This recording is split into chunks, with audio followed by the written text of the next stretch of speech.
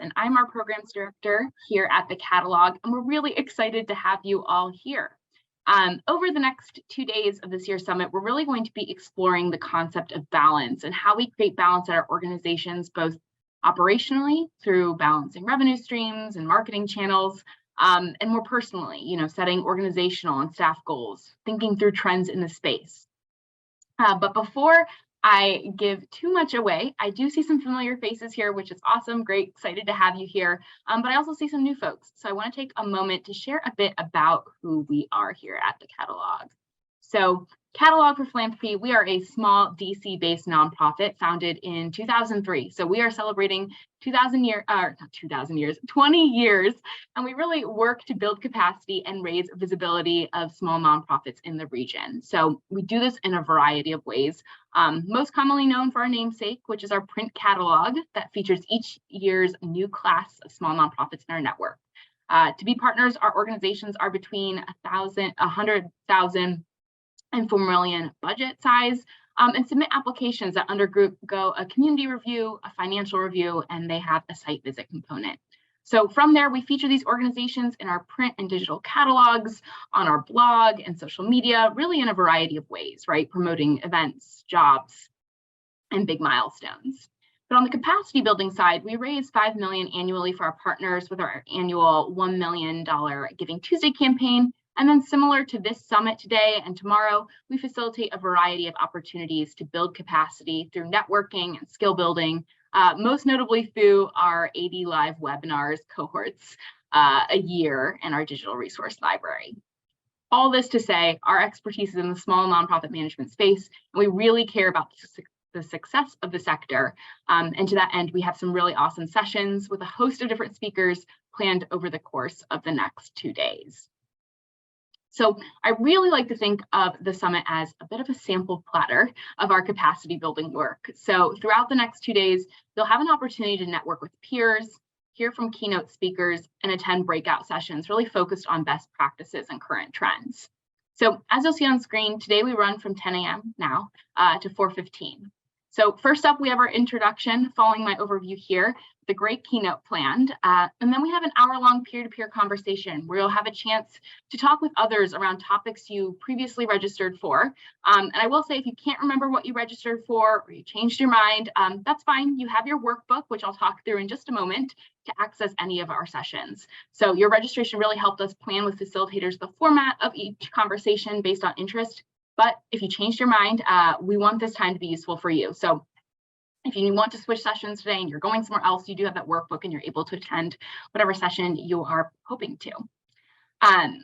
If you need to pop out of a session or join late, we understand things come up. We just ask that specifically for our peer-to-peer, which are next up after our intro session here, you just try to remain on and join the session in its entirety as the conversation is peer-focused, and we'll spend some time in breakouts. We also ask as much as possible that you are able to have your camera on during the summit. Of course, we know you're not always able to do that. You have to also balance your own energy during today's session. So if you turn it off, that is fine too. So after our peer-to-peer, we will take a break at 1 p.m., take an hour break for lunch. Then we'll come back with a plenary session really around communicating impact in 2023 and how to do so in equitable ways. We'll then end the day with breakout presentations featuring different CFP staff and Lori Lipstein from Thread Strategies. And we're really excited for that. Finally, I will note it's not on the schedule, but it is in your workbook. We are hosting an optional happy hour for in-person networking at Dasha in Navy Yard at 4:30 p.m. So that is day one. And then tomorrow, we're going to go ahead and meet back up at 10 a.m. and talk through 2 plenary sessions of the day, one focused on current trends, how to balance watching trends and also your own organizational capacity, and another plenary session focused on next steps accountability, and we'll end the day in some final breakout sessions. And we plan to get you out of here, well, this virtual space here, by 12:30 tomorrow. So lastly, before I turn it over to the catalog's executive director, Matt Gayer, I do want to highlight the resources that you have for this summit. First, I will note each session has its own unique Zoom link. Aside from this session and the keynote, they're going to take place on the same one. We will not be moving for our keynote portion of today's introduction. But other than that, all sessions have their own Zoom link. And you do have all of the Zoom links in your session workbook, which Katie, our CFP staff person, will be dropping into the chat here in case you don't have your email readily accessible. We will be prompting you to refer to your workbook at the end of each session just to navigate to your following session. So it's really your virtual guide for today and tomorrow. Each session, you'll have a CFP staff member on it as a producer for the session, really to assist you. Any questions you have, or if you get lost in cyberspace along the way, just know that you always will have that support. And then aside from Zoom links, your workbook also includes space for notes and a place to capture any contact info or links or resources that you might want to share with others or that are shared with you via chat from other participants. This workbook really is that one-stop shop for everything summit related. So I just urge you, if you haven't yet, just to take a quick look, see where you can capture the notes. It is an editable PDF, and then check the back where you can kind of put your contact information, others' contact information, any resources. And then last but not least, we will share any recordings, slides, worksheets used during the summit next week. So you can look forward to that. And if you have any questions, any point today, tomorrow, go ahead, send me an email and I am happy to get you a response. So with that intro and those logistics covered, I'm excited for us to get started. So I'll go ahead and welcome Matt Gayer. Thank you. Thank you, Kara, and good morning, everyone. Excited to have you all here for our third now, annual nonprofit summit. We'll be diving in to several topics across the next 2 days. But this first one, both and thinking, is really critical to pretty much all the sessions we'll be talking about and can be applied to all and beyond. So I'll share my screen here in just a second, dive into the content before we switch to our keynote address from Michelle Edwards to talk about this as well. But across these next 2 days, why we chose this theme of balance is that I have a feeling none of you on the call right now feel like you have too little to do, right?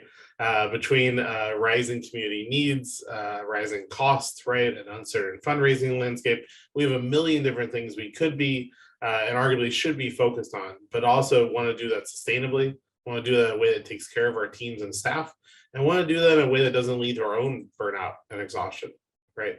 So how can we do that? How can we kind of find that balance? We'll be talking about that across all the topics we share this summit, right? A lot of times, if you're talking about new ideas, new tips, it can be a lot of things to add to your plate. And again, most of us don't have room on said plate to add. So I want to make sure we're doing that strategically and thoughtfully. And we'll make sure that's a key piece of all the content we share in these next 2 days. So with that, I'm going to go ahead and share my screen, get into this kind of grounding principle of both and thinking here. So when we think about both and thinking, this is a term actually, if you're not overly familiar with it, that originally comes from the psychology space. So the origin of this term is largely based in psychology. It really was kind of giving people in like the psych or counseling field the approval to feel complicated things, right? Feeling potentially relief and sadness at the same time, right? Feeling excited and stressed at the same time. It came out of this idea that a lot of times we have a duality of emotion or a complex response right to the complex lives that we live. Now, still used in that space a lot when we're thinking about folks and how they're responding to different situations, but often used also in a lot of anti-racism and community organizing work when thinking about a core principle of kind of collaboration and how we kind of work together, which I'll talk more about here in a second, and also used in a lot of equity conversations, especially equity conversations at the organizational level. We'll talk about a few different uses of this today, and I'll dive into that here in just a minute. I'll be most of what we talk about this morning leading in to our conversation with our keynote, Michelle.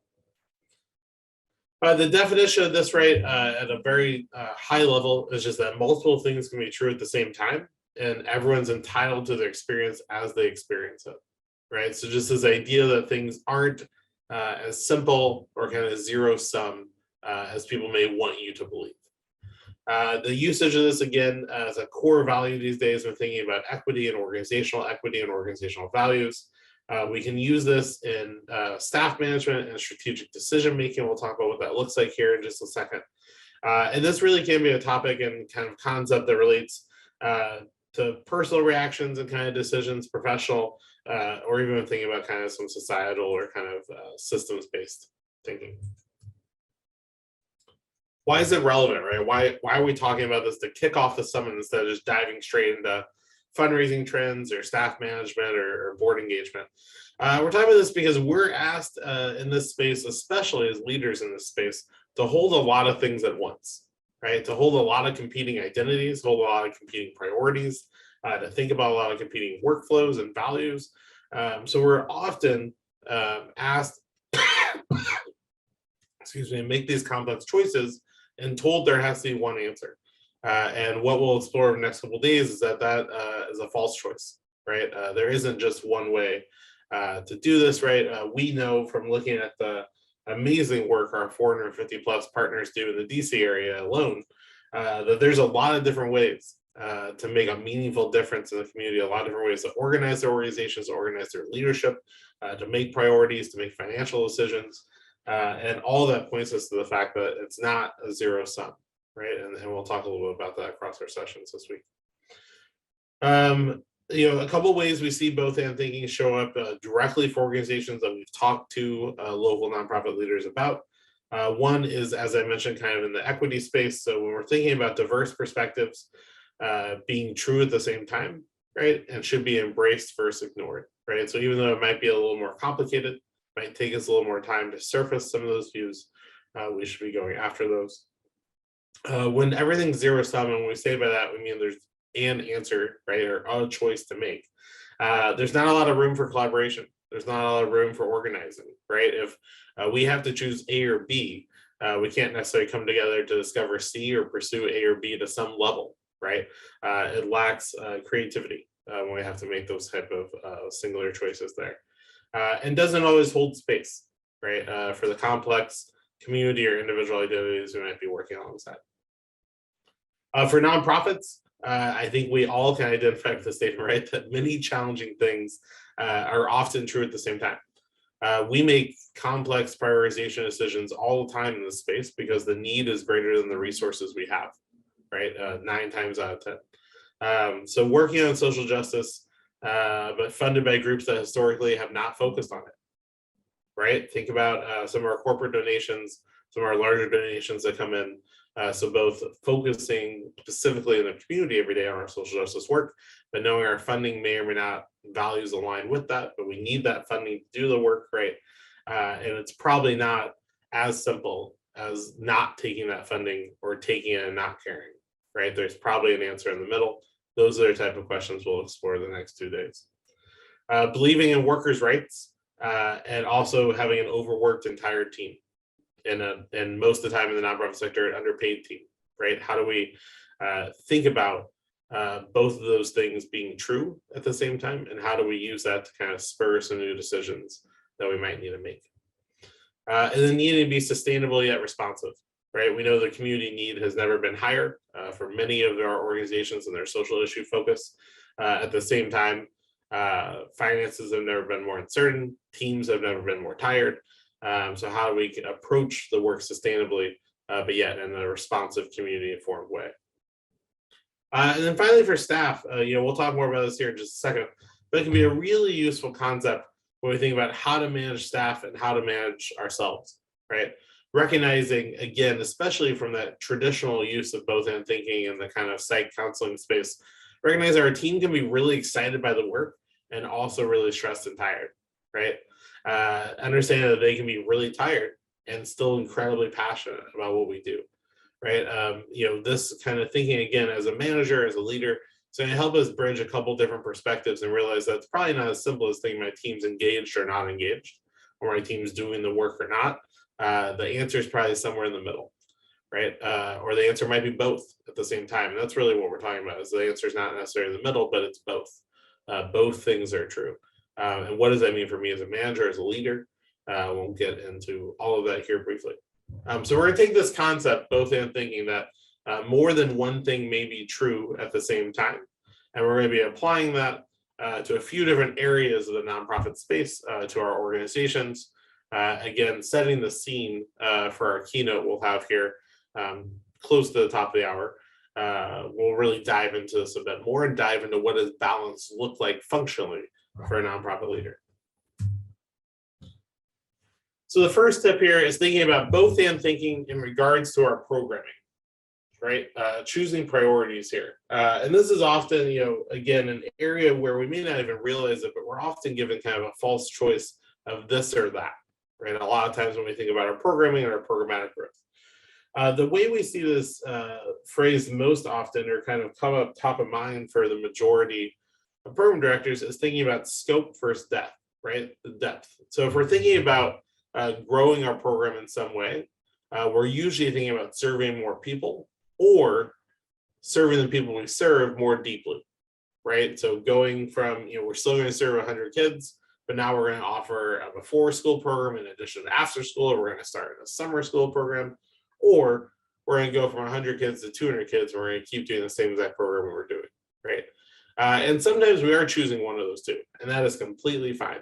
But the fact that it's kind of posited a lot of times as we have to choose one or the other is a false choice, right? Is again, if we approach this with kind of a more complex view on what we could do, there might be some room to consider a few different options, right, and kind of actions there.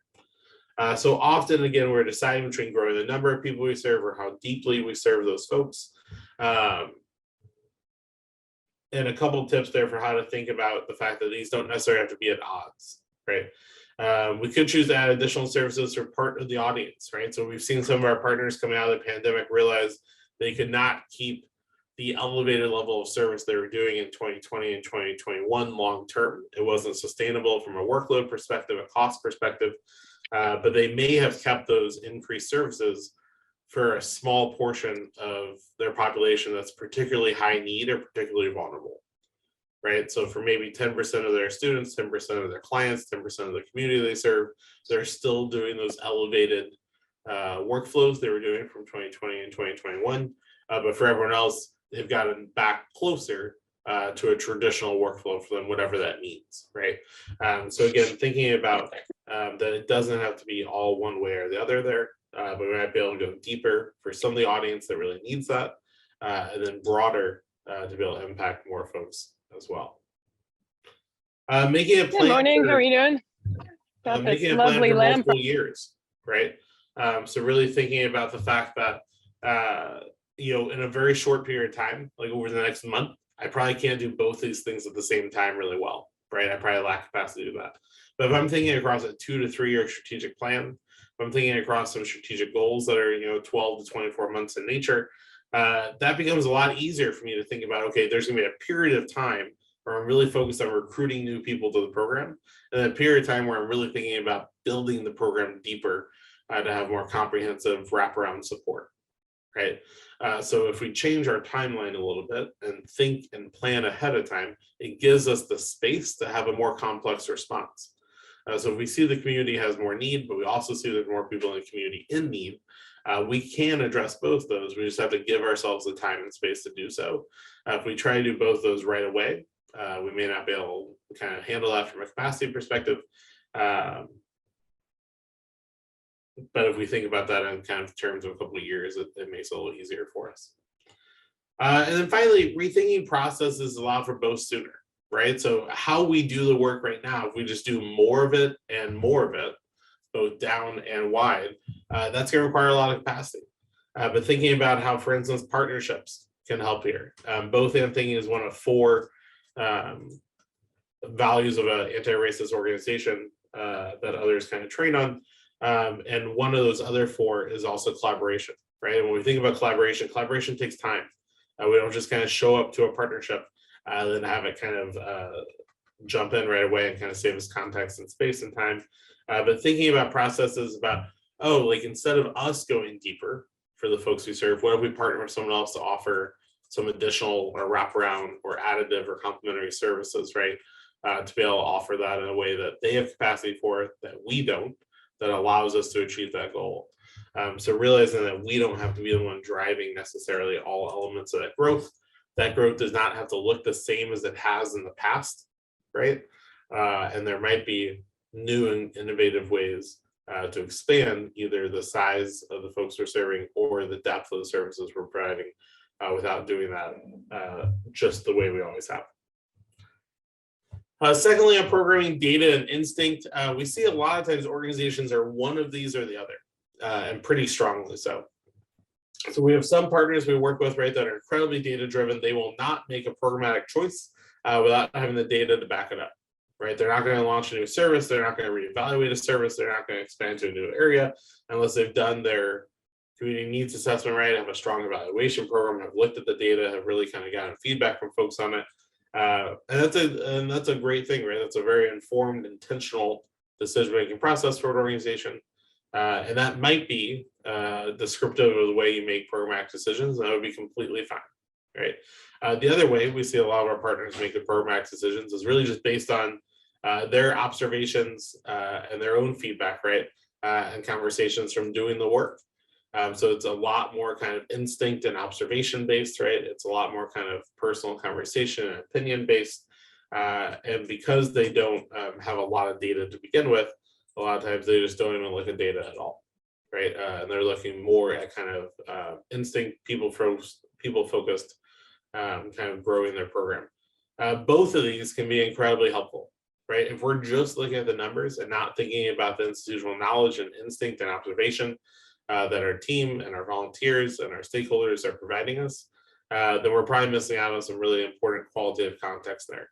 At the same time, if we're not doing any type of data analysis, right, not looking at all about how facts and figures can help drive a little bit what we do and drive some improvement in the processes we do, we're probably going to rest on what we've done before and not necessarily grow in a systematic way. So again, trying to bridge these things can be really important here. Not needing to abandon data to trust our team. At the same time, qualitative evaluation, for instance, and then team meetings and conversation are two ways we see teams often try to kind of surface this divide and try to get everyone on the same page about the fact that we're going to make informed decisions. We also don't have to have full rundown of data or stats to be able to make an investment. And again, those team conversations will be really helpful with us. Then finally, volunteers and staff. I'll cover this one quickly to get to the fundraising area where there's a lot of nuance. But we see a lot of organizations are thinking right now about, volunteer recruitment and management is harder than it has been in a while. We're seeing the number of volunteers in general be down. So thinking about should they put in the time to have volunteers in the first place, right? And a lot of organizations are deciding either they're going to double down on volunteers or they're just going to move those volunteer activities to staff. And again, this can be something that both are true. Maybe for your organization, it's important that both exist, right? And that we're recruiting for both. And there's probably some number of volunteers that would be helpful and some that doesn't. For a lot of organizations, we see if they can only get a couple of volunteers, it's not worth the time to train them. But also they probably don't need more than 20 because then it's a full-time job to manage them. They need somewhere in the middle, right? So thinking about what is that level for us and how can both of those be important to our organization potentially if that's relevant to our work.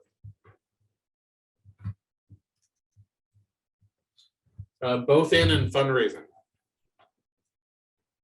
I don't think you'll be surprised to hear that in fundraising, a lot of times we're making trade-off choices. And we have the added element here that unlike in programming, our board, consultants, et cetera, are very involved in a lot of our decisions here in fundraising, and often some of the strongest drivers of that either or thinking that's a little more traditional when making a lot of kind of business-based decisions. So things we want to push back here and add a little context and nuance to. A lot of times we hear boards or consultants kind of telling us in the fundraising space, we need to be thinking about new donors or the retention of current donors, right? It has to be one or the other. We got to pick because we don't have capacity to do both. And while I will say it is important that we're not just leaning into this, we're saying like, oh, great, we're going to really pursue both of these with our, one-person development staff. It's important we're being realistic. We're setting goals that we have the capacity to achieve. Most of the time, we're not going to be actually choosing to just not do one of these, right? Again, it's a false choice that we hear sometimes phrased in the space because across the year, right, in our fundraising strategy, we're not going to be closed off to new donors and prospects. We're probably going to bring in a couple. We're also on the flip side, if that is our focus, we're not going to not engage our current donors, right? So it's really important to think about these two in balance. and these two, how we can move both forward in some small ways.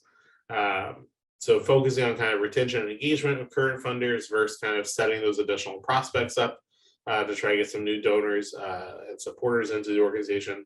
It is hard to do both fully and intentionally with the size of teams we often have at our organizations, but we can and should be doing at least some of both, right? Moving both forward, at least in some small way. And keeping in mind here, a lot of times, one thing I think folks maybe get wrong a little bit when they're thinking about both and thinking is that prioritization does not mean ignoring.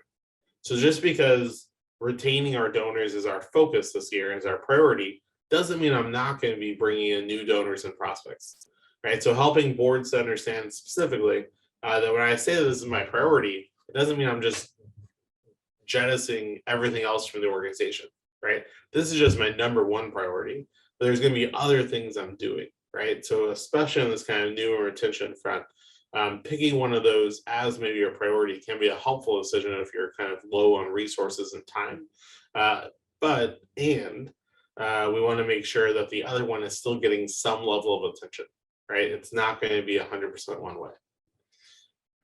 We see a lot of times folks in the fundraising space making some decisions about if they should have a campaign-based funding model and or just kind of general operating support, right? So should we be running kind of several kind of month-long campaigns throughout the year, really trying to drive attention to our fundraising?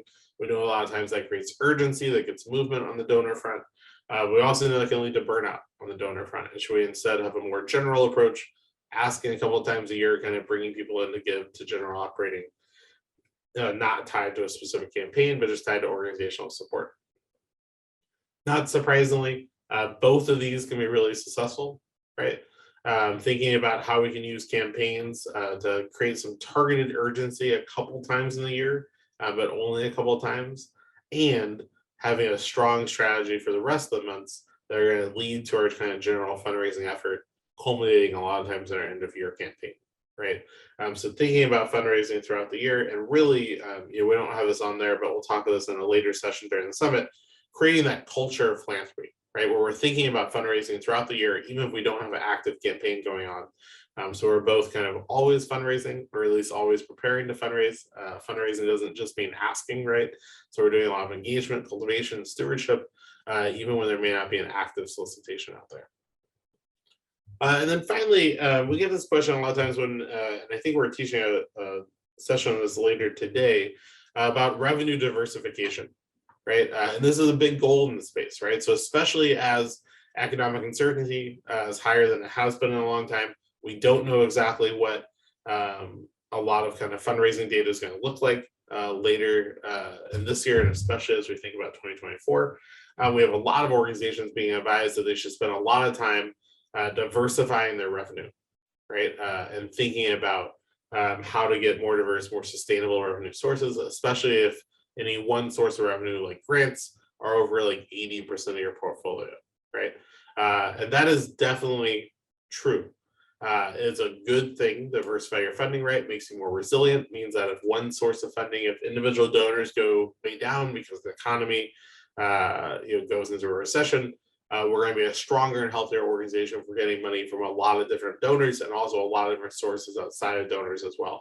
So definitely a good thing to do. At the same time, not surprisingly, it takes a lot more time to build out a new funding area than just leaning into the ones we have, right? If we have a really strong donor program, it's easier to add additional donors than launching a corporate giving program. If we have a really strong grant program, it's easier to lean into that and get new foundations and upgrades there than it is to launch an individual donor program. So knowing that both these things are true, how can we balance that?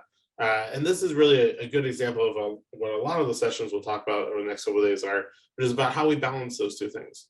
It does make sense to try to start laying the groundwork for some of those new areas, right? So if we're thinking about corporate fundraising, our first step might just be making a lot of materials, deliverables, and kind of putting out, internally a map of what we could offer a corporation if they were to sponsor us. At the same time, we may not necessarily go fully into trying to get new corporate donors right away, because that would take a lot of time.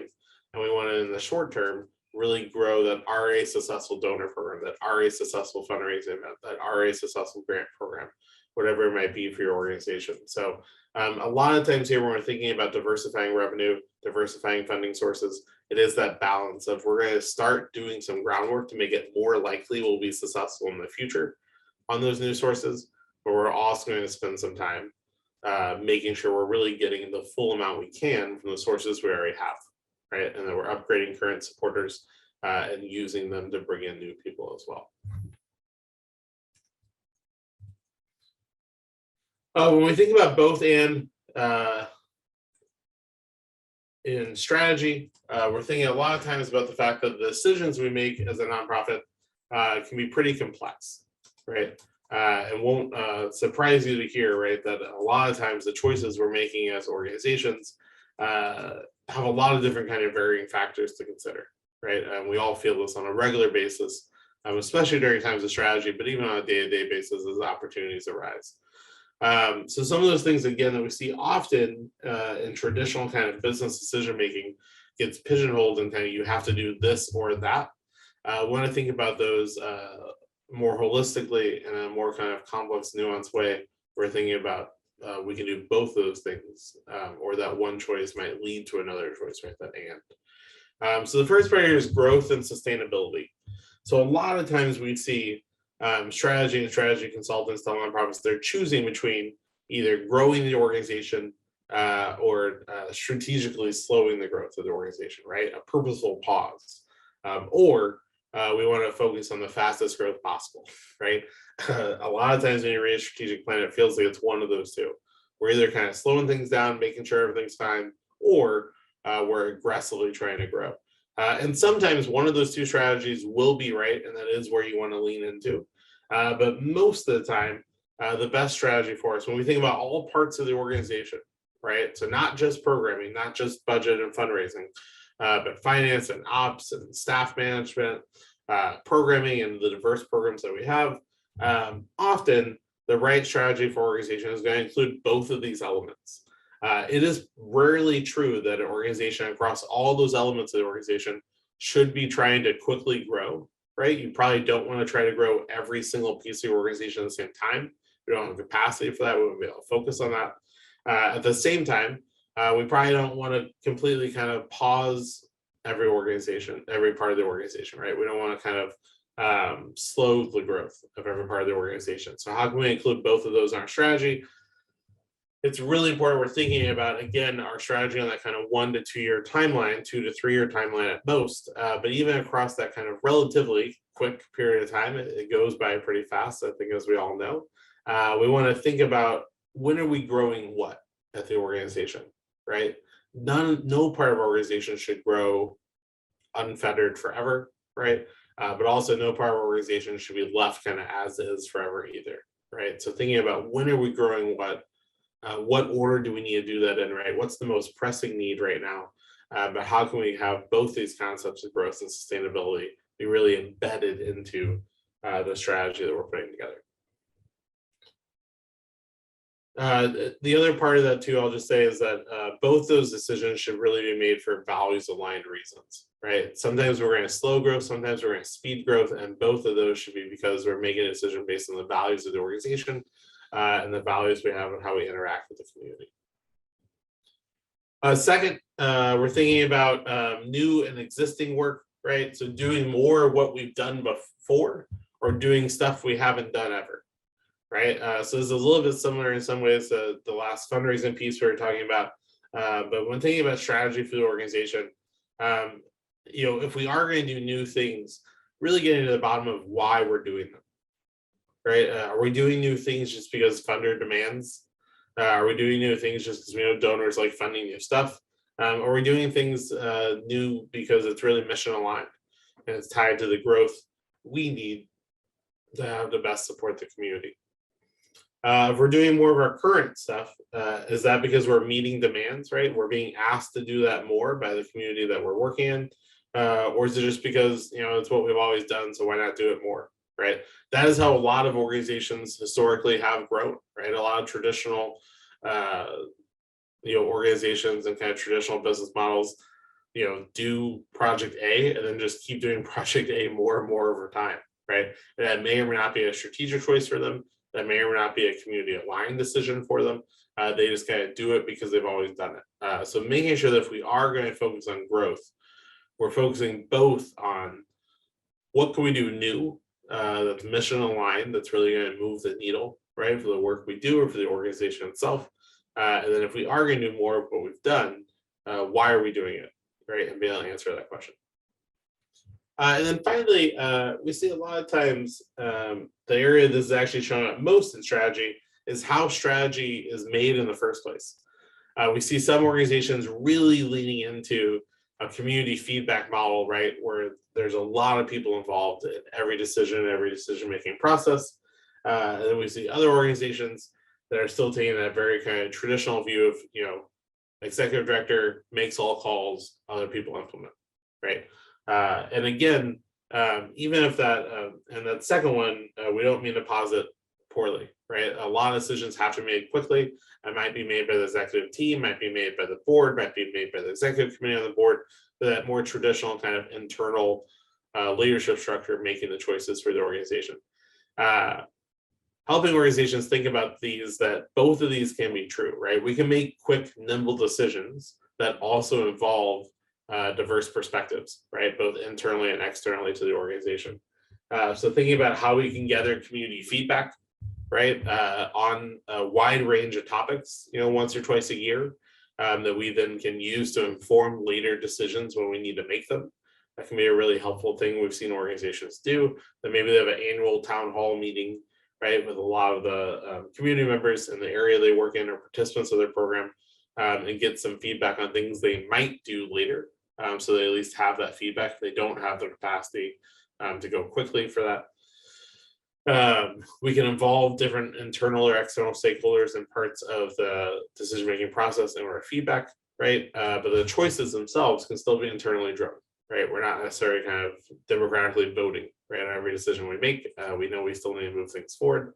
And the stronger our board of directors is and the evaluation process we have for our programs, those two things can often bridge this gap, this desire to have a lot of people involved and really make a collaborative choice versus also having one person really move it forward quickly. That strong board and evaluation process can help kind of put that in the middle there and tie that together. A lot of times, again, we're thinking here about how can we both make strong decisions quickly, but also make sure people feel heard and that we're getting those perspectives included in the decision-making process. And then finally, the last area we'll talk about here before we pause for questions and then get ready for our keynote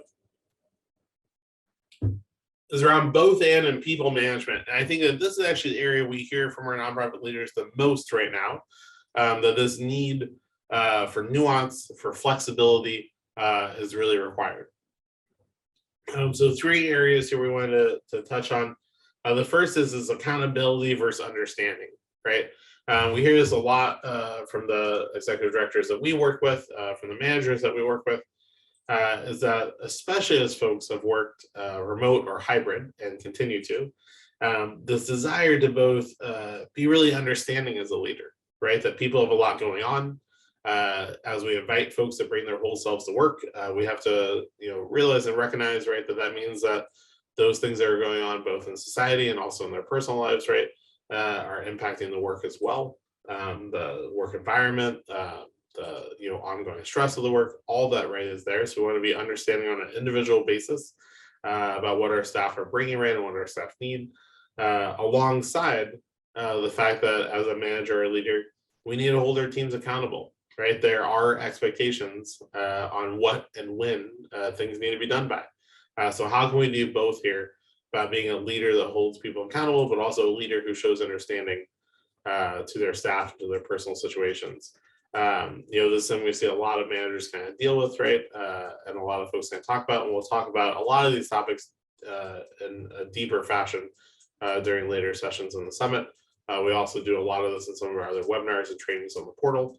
But this is the first kind of both and area we see managers and leaders really trying to weigh. Secondly, we've had a lot of questions about this as folks have started returning to the office, is this balance of both leaning into systems and leaning into flexibility, right? And how can I create systems that are flexible? Systems historically, right, are not designed to be flexible. They're designed to be, these are the rules, right, for everybody to follow. Flexibility on the opposite side, right, almost inherently feels like it can't be confined to a system, right, because it's supposed to be flexible. Systems, when we say that, we're talking about treating staff kind of, quote unquote, fairly when compared to each other. And what that means is, if we're bringing staff back to the office 2 days a week, that everyone's there at least 2 days a week, right? If we're bringing staff back 5 days a week, everyone's there 5 days a week, right? That is traditional HR management, right? Would say those type of things. At the same time, each staff has unique circumstances, requires personal management. Each role is different at the organization. Just to give a practical example of where we see this show up for some of our nonprofit leaders is those that do direct service, right? They have some staff doing direct service where they have to be there because literally their work, their program, their impact, right, is directly being there with clients in the community. But there's other members of the team that maybe in fundraising, ops, finance, right? They don't really need to be there, right? There's not a mission critical reason for them to be in the office every day. So how can we create a system that feels fair, but is also flexible to allow for the fact that some staff have to be there 4 or 5 days a week to do the job. Others don't necessarily. Do we make them come in regardless? Do we give some flexibility there? So thinking about the systems and flexibility across a lot of our different staffing policies, really important to consider. Then finally, the last example we'll have here is just around who's responsible for your staff being engaged. We've had a lot of really nuanced conversations with executive directors about this over the last couple of months about is it the responsibility of management and the executive director to plan these elaborate and creative engagement activities for staff to really get them fired up about their role, or is it a staff responsibility by having the job that they kind of own their work, right? And again, this is a good example of one that probably feels, even as you hear it, that it should not be a traditional either or, even though a lot of management texts will tell you, right? A lot of traditional kind of business management classes would say one of these two views is correct. Not surprisingly, this is one where you need both at the organization, right? Leadership should be thinking about how to engage our staff, right? And how to do so creatively and sustainably. And at the same time, staff need to have some ownership, right? And we need to have both a culture and also a hiring process that leads to folks that want to do the job, right? And want to engage in it. And it can't just fall on the leader to create that passion for the work, right? Or that ownership of the work. So again, not that we answered any of these right now, but it's positing that a lot of these are where we see that both and thinking be true for leaders, that often if you don't have that, you have more that either or concept, you're going to come into this work and be really hard on yourself, right? About, oh, I'm too accountable as a leader. I'm too focused on the work. I'm not being understanding, right? Or on the flip side, I'm being understanding. So therefore folks can do whatever they want, right? Again, it's that both and approach to that, knowing that I can both be that leader that holds people accountable and that leader who's really understanding, right? I can both engage my staff, but also expect something of my staff. I can create systems for my team, but I can also be flexible and understanding that and that both exist there. Final thing before we wrap up, and then we'll take a short, just a few minute break before we get to that keynote presentation here, just a couple minutes. To get started on some of these kind of both and thinking and applying it to your organization, get feedback on making plans, right? Again, a value that goes right along with both and is collaboration. So making sure that as we're making plans for the organization, we're getting diverse perspectives so we can include them in the first place. Making sure our goals are realistic and hold the fact that we're not going to necessarily ignore things even though they're not goals, right? So making sure our goals are kind of comprehensive and realistic there. Prioritizing, so using our time to direct what current action we're going to take while having that broader plan. So we might only be doing one thing now, but across the year, we're doing both. The board, right, the earlier they're involved, the more they're able to support complex decision-making. Want to make sure we're checking with the team routinely that as we're leaning into some of these values, we know how it's showing up for folks and the impact it's having. And then finally, keep an eye on what others are doing in the space as well, right? Seeing where we can learn from others there and kind of take their work forward as we think about our own decisions. So that I will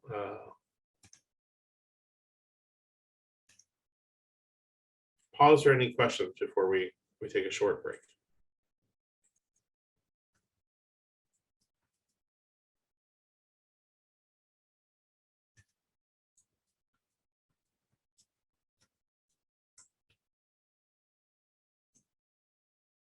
All right, great. Well, I'm not seeing any, so we will actually go directly into our keynote presentation here. We're excited to have Michelle Edwards here with us today.